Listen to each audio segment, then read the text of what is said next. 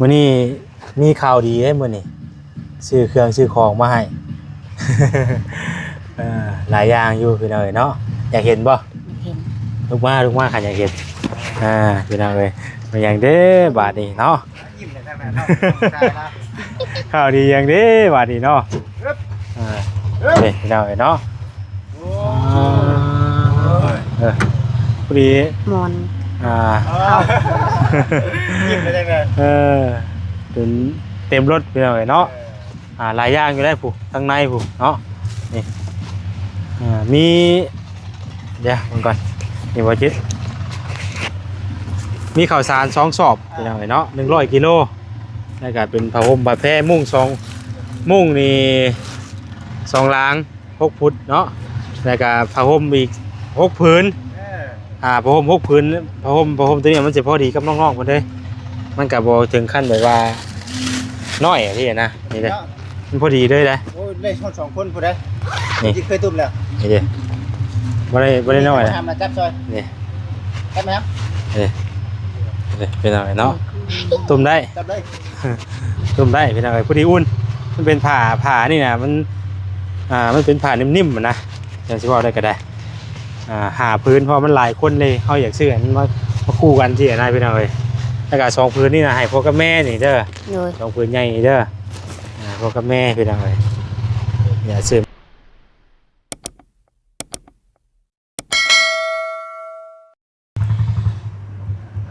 เอาเป็นอะไรเนาะเปิดภาพมากะ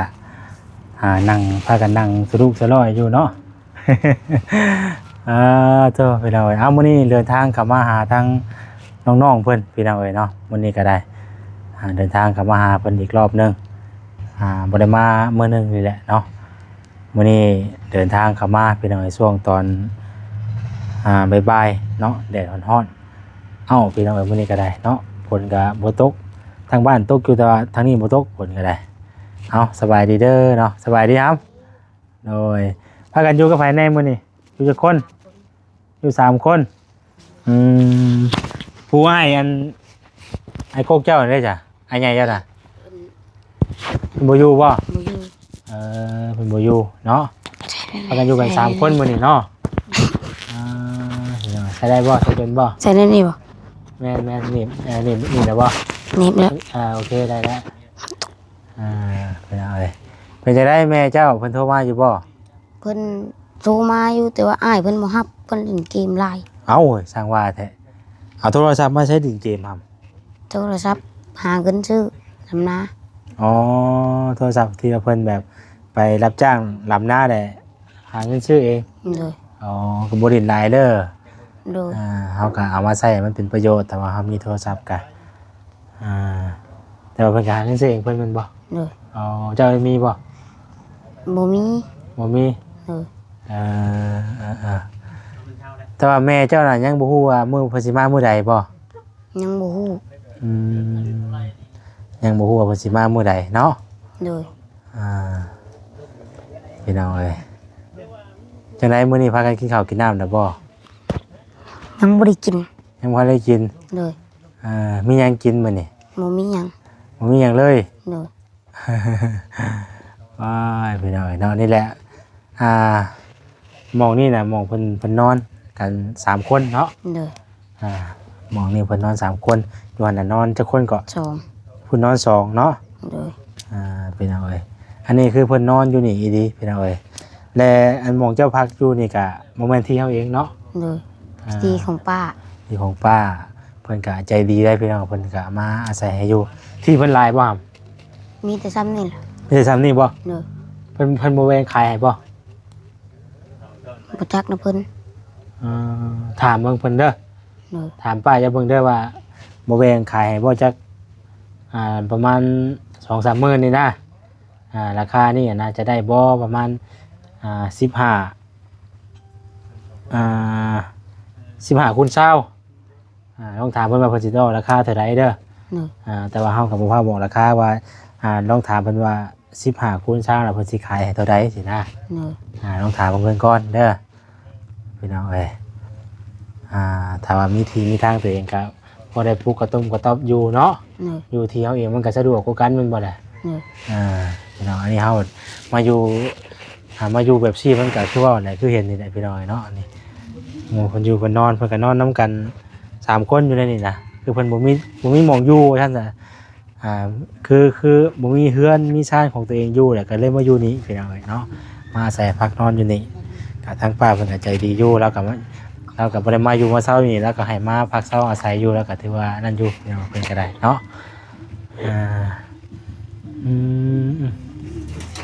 ปกตินี่พวกเจ้าสิบ่ได้อยู่แม่นบ่สิไปดำนาแม่นบ่โดยเป็นบริจ้างผลยังบ่ตกอ๋อ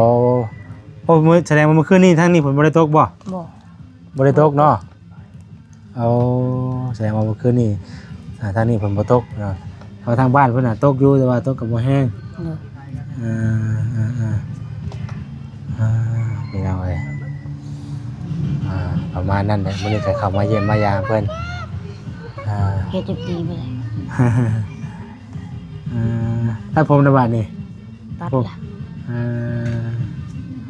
ปกตินี่คำว่าทางนี้ฝนตกแหละเพราะว่าหลายคนก็ยังบ่ทันได้ลำนาแล้วเนาะยังบ่ทันได้ลำนาแล้วพี่น้องเอ้ยก็มีเสียงตู้ให้เนาะพี่น้องเอ้ยเนาะมื้อนี้มีข่าวดีเด้มื้อนี้ซื้อเครื่องซื้อของมาให้ หลายอย่างอยู่พี่น้องเอ้ยเนาะอยากเห็นบ่เห็นลูกมาค่ะอยากเห็นพี่น้องเอ้ยมาอย่างเด้บาดนี้เนาะยิ้มเลยท่านแม่เนาะข่าวดีอย่างเด้บาดนี้เนาะนี่พี่น้องเอ้ยเนาะพอดีมอนยิ้มเลยท่านแม่เป็นเต็มรถพี่น้องเอ้ยเนาะหลายอย่างอยู่ได้ผู้ข้างในผู้เนาะนี่มีเดี๋ยวก่อนนี่ว่าจิตมีข้าวสาร2 สอบพี่น้องเอ้ยเนาะ100 กิโลแล้วก็เป็นผ้าห่มผ้าแพรมุ้งมุ้งนี่2 ล้าง6 ฟุตเนาะแล้วก็ผ้าห่มอีก6 ผืนผ้าห่ม6 ผืนผ้าห่มตัวนี้มันจะพอดีกับน้องๆคนเด้มันก็บ่ถึงขั้นแบบว่าน้อยพี่นะนี่เด้มันพอดีเลยนะโอ้ยได้ช่อง2คนผู้ใดนี่เคยตุ้มแล้วนี่เด้บ่ได้น้อยนะทำมาจับซอยนี่จับมั้ยครับนี่เป็นอะไรเนาะตุ่มได้จับได้ตุ่มได้เป็นอะไรพอดีอุ่นมันเป็นผ่านี่นะมันเป็นผ่านิ่มๆนะอย่างที่บอกได้ก็ได้หาพื้นเพราะมันหลายคนเลยเขาอยากซื้อมันมาคู่กันที่ไหนเป็นอะไรแล้วก็2 พื้นนี่นะให้พ่อกับแม่นี่เด้อ2 พื้นใหญ่เด้อพ่อกับแม่เป็นอะไรอย่าซื้อมาให้เพิ่นครบกันเพื่อทุกคนเนาะอันเอาห่มประเภทนี่ก็ได้ตัวนี้ก็หาพื้นตัวนี้นะมีหลายอย่างพี่น้องไม่ได้ก็ถือว่ามีข้าวสารอาหารแห้งเนาะหรือว่าเป็นพวกปลากระปุกกระป๋องแล้วก็กับมันข้าวน้ำจำปานี่แหละต้องเสียงยังไงนะเพิ่นไปนั่นบ่ทางน้ำบ่เขาเล่นรถทันเดินเนาะนี่แหละพี่น้องประมาณนี้เนาะพอดีว่าในส่วนนี้ก็เป็นเงินของทางแม่ยายตาเด้อพี่น้องเด้อน้องมื้อนี้ก็รับหน้าที่เป็นสะพานบุญให้กับทางผู้ใหญ่เนาะที่ว่าทางแม่ยายตาให้ทางบ่แซ่เป็นสะพานบุญให้เพิ่นเห็นในคลิปแล้วก็สงสารทางน้องๆเพิ่นพากันอยู่กันเศร้าอยู่ในนี้แล้วก็ซื้อมุ้งซื้อยากันหยอกกันยุงมาให้นำแน่เนาะแม่นยากันยุงก็มีผู้ใดเฮาเดี๋ยวมอบให้น้องเพิ่นนี่แล้วก็จะสิผู้ใดจะเอารถเข้าไปในพุ่นไปเอาไว้พุ่นมันจะโอเคกว่าพี่น้องเอ้ยประมาณนั้นเนาะแต่ว่าเพิ่นนอนอยู่นี่เขากันแม่นหมอเพิ่นนอนอยู่นี่พี่น้องเอ้ยเนาะหมออยู่กินพวกอยู่พุ่นนอนกับมันลงยังขาดอย่างนั้นแน่ครับนอนกับมันลงมีเครื่องของพวกข้าวน้ำจำปาพวกนี้ยังขาดอย่างอีกแน่ขาดเฮือนได้เฮือนแม่ได้เฮือนผู้ใดพี่น้องเนาะมีหมองอยู่เด้เอาอดเอาเด้อหำเด้อคันว่าจะได้เฮือนก็ต้องเป็นคนดูคนมันเป็นขยันเนาะบอกฟังความเนาะคนฮู้เป็นคนฮู้ผู้ดีจะเล่นดีทั้งง่ายเด้อเพราะว่าเราเพิ่นก็จะย่านในข้างนอกเพิ่นก็บ่ตีบ่ว่าเพิ่นได้เนาะเพราะว่าเพิ่นก็ได้แล้วย่านบ่ใช่ย่านอยู่บ่เพราะอะไรครับว่าบ่ย่านบ่ย่านปานใดบ่ย่านปานใดแต่ก็คือยุ่นบ่ บ่ได้คิดแล้ว ใครเยอะจ้ะ อายุบ่คือญาติ เอ เนาะ อเอาประมาณนั้นแหละพี่น้องเอ้ยเนาะ เดี๋ยวนี้น่ะบ่เซ็นเบิ่งไง อืม ยังก็เพิ่นเอามาลงแล้วแม่นบ่ อันใด มันฮักแล้วบ่จัน เออ บ่นอนบ่ได้ มันฮักบ่หามบ่ได้มีเตียงบ่จ้ะ นี่มันหัก เตียงบ่มีเด้นี่ซ่อนขึ้นแบบได้นี่อ๋อ ก็ดีพี่น้องเอ้ยเนาะ เอาบ่ได้มานอนทำบ่อีก สามคนได้นอนอยู่นี่ก็ได้พี่น้องเอ้ยกลางมุ้งน้ำได้วันนี้เด้อเพราะว่ามุ้งก็มีแล้วพี่น้องเอ้ย มันลุกมือ ตัวเบิ่งก่อนว่าชิดอันนั้นแค่พูดก่อนเด้ เอาแบบไหน อันนั้นก่อนก็ได้นี่แหละพี่น้องเอ้ยเครื่องคองเฮากะนี่แหละเนาะกะประมาณนี้หลายอย่างเลยพี่น้องเอ้ยนี่แหละเฮายังบ่ทันได้เอาออกมาให้พี่น้องมันเบิ่งนี่แหละอยู่ในนี่น่ะมีทั้งเครื่องอยู่เครื่องครัวปลาแหลกแป้งนัวเป็นมีเกลือมีปลากระป๋องปลาแหลกน้ำตาลหมักพริกผักเทียมน้ำมันแล้วก็ซอสเมกกี้หมักพริกแป้งนัว ครบหมดละเนาะเขาจะไม่ได้เอาออกมามันได้พี่น้องเลยเนาะนี่ปลากระป๋องแล้วก็มีข้าวสาร100 กิโลแล้วก็มีไข่แต่หนึ่งแล้วก็มียากันยุงน้ำนี่แล้วก็มาม่าแก๊สหนึ่งผ้าห่ม3ให้ผ้าห่มใน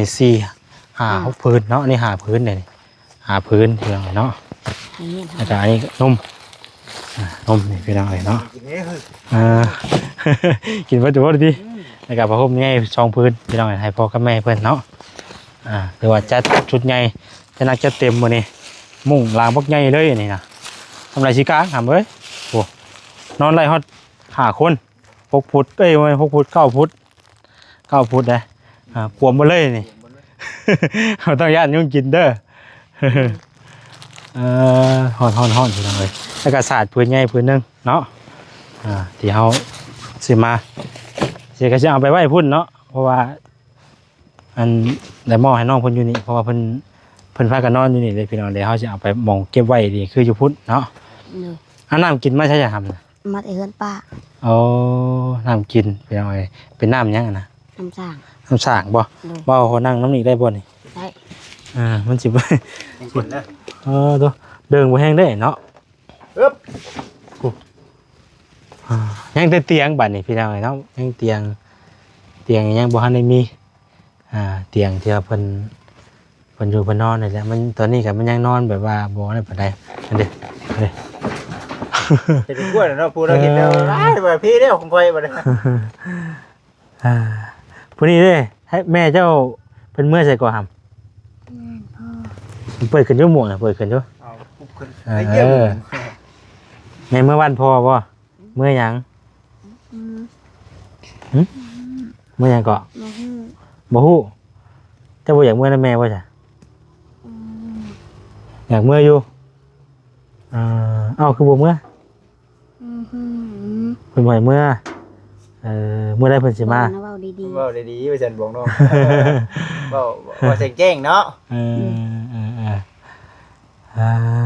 พี่น้องเอ้ยวันนี้ก็ดีใจนำเด้อครับเด้อ ๆเลย มีผู้ใหญ่เพิ่นซอยๆเข้ามาพี่น้องเอ้ยเนาะก็ขอบคุณทาง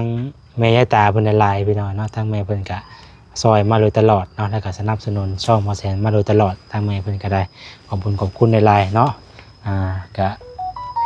บ่ได้ให้ทางน้องๆเพิ่นได้อยู่ได้กินอันแหละพี่น้องเอ้ยข้าวน้ำจำปาก็ถือว่าจัดเต็มเลยมื้อนี้จุดเต็มรถ ตัวเนาะก็ดีใจพี่น้องเนาะที่ว่าได้ซื้อมาให้ทางหมอแสนนะครับแล้วก็มีเงินจำนวนเดือนนึงอยู่เดือนซื้อเครื่องนี่แต่ว่าก็ยังเท่าไหร่พวกนี้เพิ่นก่อนก็สิมอบให้น้องเพิ่นเบิดเลยพี่น้องเนาะนี่อันนี้คือเงินเดือนซื้อเครื่องน้ำเด้อ เลย เงินเดือนอยู่เท่าไหร่50 80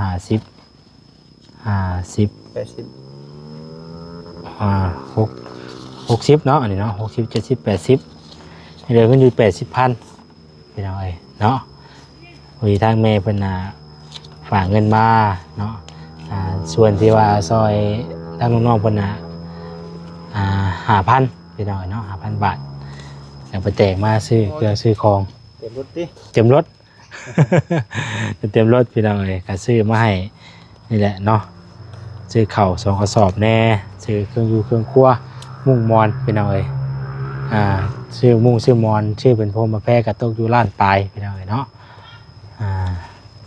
เอาอันนี้เงินที่เหลือนะเด้อเก็บไว้เด้อไผจะเป็นผู้เก็บไว้ให้ไผเจ้าบ่ใจเด้อชื่อมีหยังก็ซื้อกันกินเด้อ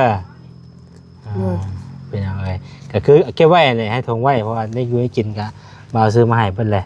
แต่ยังขาดหลายอย่างอยู่เป็นหม้อ1หม้อแกงนี่เลยจ้ะบวงถ้วยชามหวดก็สิบ่มีแล้วหวดก็ขาดไปเลยเนาะให้ไปเป็นอะไรเป็นแต่กระบะทางน้องๆเพิ่นใช่แหละเนาะแบบว่าคือแม่กับเรากับบุคคลได้อยู่บ้านเนาะเราก็ไปเลยให้ทั้งลูกเต้าถือว่าทั้งน้องๆเพิ่นก็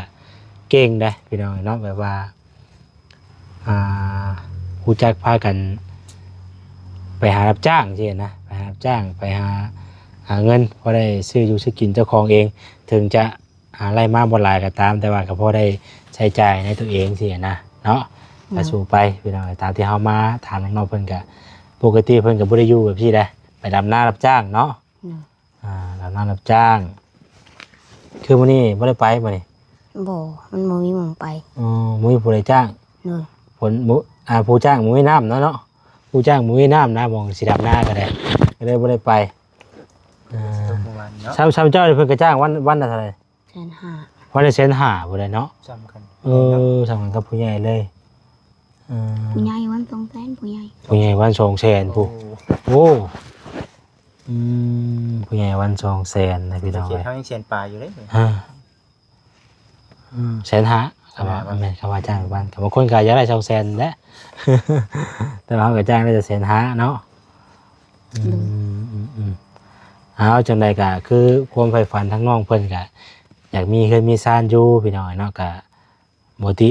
บ่ว่ากันตัวนี้คือความใฝ่ฝันเด้เฮาบ่มีเฮือนเฮาก็ต้องฝันอยากได้เฮือนอยู่แล้วเนาะแต่ว่าก็เฮ็ดจังได๋ซะเฮาก็มีแต่บอกทางน้องๆเพิ่นนั่นแหละคอยเฮ็ดคอยหาอดทนไปเฮาใหญ่มาแล้วก็เฮาก็ตั้งเป้าไว้เนาะถ้าว่าเฮาหาเงินนะครับได้เก่งๆก็เฮาก็มาเฮ็ดมาสร้างเฮือนสร้างซ่านคือในตอนนี้เฮาก็บ่มีงบที่จะซอยสร้างเฮือนเพิ่นนะแล้วก็ครับ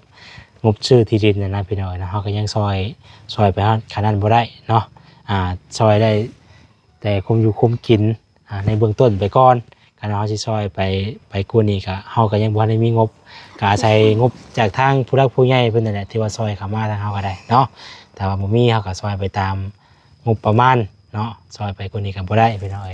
แต่ว่ามีทางผู้รักผู้ใหญ่เพิ่นคิดเห็นอยากซื้อที่ซื้อทางสร้างบ้านสร้างเรือนให้ก็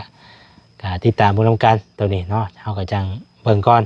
เพราะว่าอันดับแรกมันต้องซื้อที่ก่อนเนาะซื้อที่ต่อมาก็เรื่องหมองอยู่หมองเซานั่นแหละครับเรือนซ่านนั่นแหละพี่น้อยประมาณนั้นแหละคือนั่งเงียบเท่บัดนี้ปล่อยว่าผู้เดียวอยู่บัดนี้ ดีใจบ่ดีใจเคยมีผู้ใดซื้อเครื่องซื้อของแบบนี้มาให้อยู่บ่บ่มีบ่ครั้งแรกบ่นี่ที่ว่าไล่มีผู้ใหญ่ซื้อเครื่องซื้อของให้หลายปานนี้ครั้งแรกบ่ได้เคยได้บ่เคยได้บ่เคยได้อีกเทื่อแต่ก่อนที่ผ่านมานี่ก็มีแต่พากันไปรับจ้างเนาะรับจ้างหาเงินซื้อนำบ่ได้ก็เนาะอดทนสู้แล้วทำไปเด้อมีแต่ให้เจ้าขอบคุณทางผู้ใหญ่เพิ่นแน่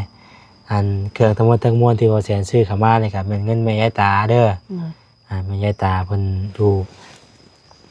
ฮ่องกงพี่น้อยเนาะทางแม่เพิ่นก็ได้ทางแม่เพิ่นก็ซอยเข้ามาได้หลายอยู่นำหม้องในบ่อนอยู่พี่น้อยเพราะว่าจะเป็นเจาะน้ำสร้างบ้านสร้างเรือนซื้อข้าวซื้อน้ำที่ผ่านมาเนาะก็ถือว่าหลายพอสมควรเป็นเอาไว้ก็ขอให้บุญฮอดยอดถึงทั้งแม่เพิ่นหลายเนาะที่เพิ่นซอยสู้เข้ามาเฮ็ดหยังทำหยังก็ขอให้ขึ้นให้เกินทั้งแม่เพิ่นก็ได้ความเจ็บจะได้ความไข้อย่าสูมีเด้อแม่เด้อเนาะเอาขอบคุณไปนะครับขอบคุณเด้อ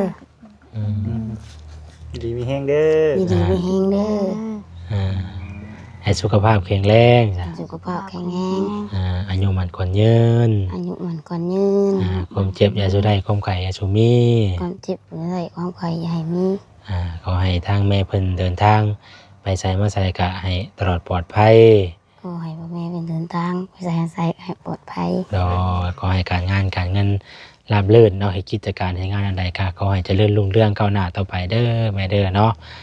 มีอะไรก็ขอให้มียิ่งขึ้นไปเนาะพอได้ซอยครอบครัวที่เพิ่นขาดแคลนเนาะพี่น้องเอ้ยอยู่ดีมีแห้งเด้อแม่เด้อสบายดีเนาะไปซะพี่น้องเอ้ยเนาะว่าสิเป็นอะไรไปพุ่นเลยบ่ เดี๋ยวคนเล็กก็ได้เอามีแต่เกียมนี่แหละเอาฮุบเครื่องฮุบของขึ้นไปเนาะโอเค พี่น้องเอ้ยกระตุกน้ำเพิ่นไปเมื่อเอาเครื่องมาไว้อยู่พุ่นก็ได้บัดนี้เนาะ เลย น้ำเจ้าจะเอามื่อกินอยู่พุ่นบ่ได้ไว้เลย เอามื่อกินจะพุ่น เอาขึ้นรถเบ้าเลยพี่น้องเอ้ยเนาะไปเดี๋ยวเอาไปเอาเครื่องเอาของลงอยู่พุ่นพี่น้องเอ้ยเนาะ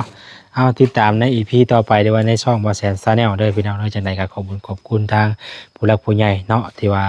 ได้ชดเชยเข้ามาอยู่ดีมีแห้งเด้อแม่เด้อเนาะสำหรับคลิปนี้ลำลาไปก่อนสบายดี